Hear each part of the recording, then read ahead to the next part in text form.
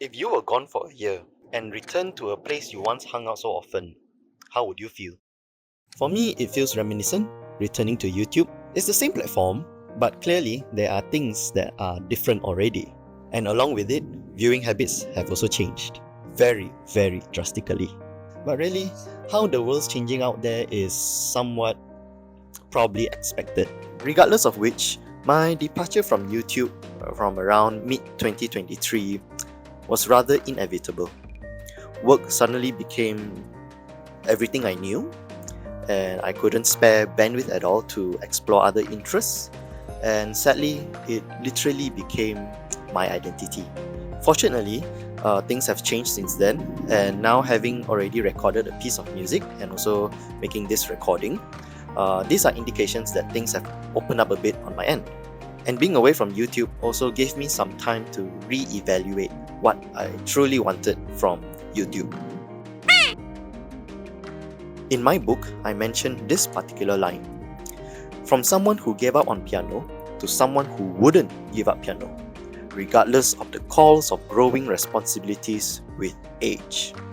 I was really close to considering giving up entirely, simply because I wasn't able to achieve what I had wanted so badly, and the effort that I put in just wasn't able to get the reward that I thought I deserved. So during my time away, I had spent the time instead with colleagues, out of work, with friends, volunteering to be of service to them, and also getting closer to more godly people. And I faced a question that I thought I had already answered.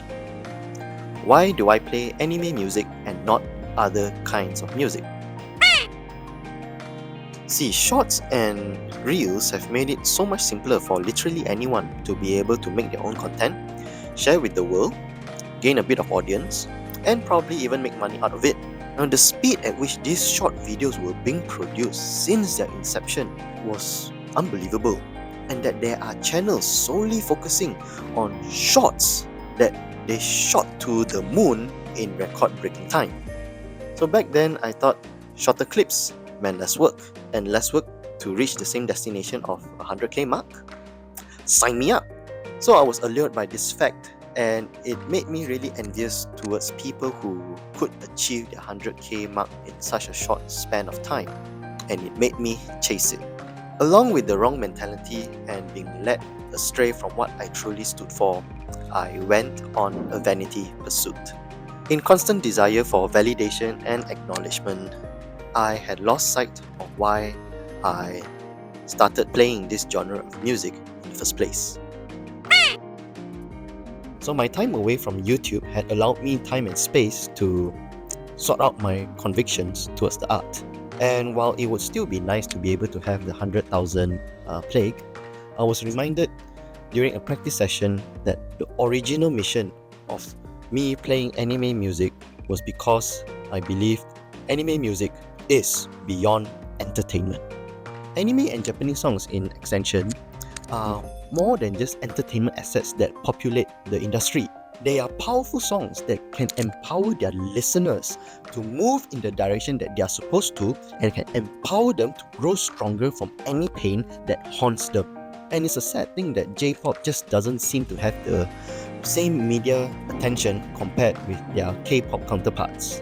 And it was here that I realized I wanted to champion the fact that anime and Japanese music deserve the same media attention, and that they should not be sidelined by a genre that has been heavily influenced with sexy choreography, monotonous music structure, and flooded with EDM elements simply to compensate for the lack of true musical elements.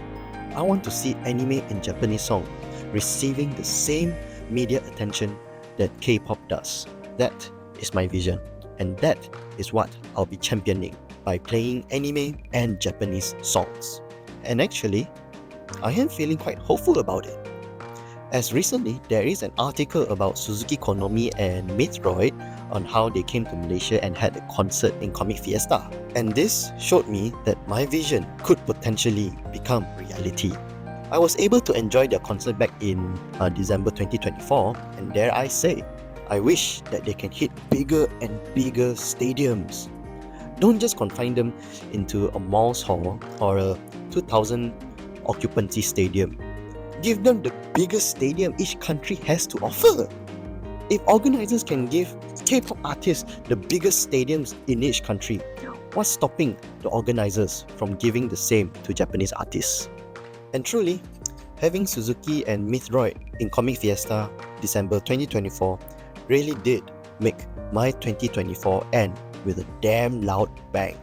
And perhaps now that I've gotten the chance to experience things differently, I can come back championing this idea stronger, that anime and Japanese music are truly beyond entertainment.